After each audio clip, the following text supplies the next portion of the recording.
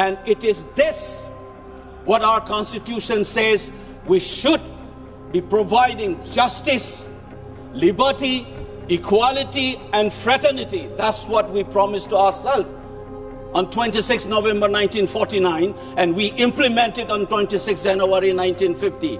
The question that we must be asking today, as we mark this Bande Mataram's 150th year, is that have we been able to deliver that justice, liberty, equality and fraternity? Unfortunately, to end, just as we keep on singing about Bande Mataram, you exclude people. Take, for example, Northeast. For 75 years, it is not a myth. Just as the Europeans have said, India has past, not history. And Bengali nationalist says, we must have a history. That's the nationalist imagination. Today, the Northeast is still not included in the so-called Indian history. That exclusion.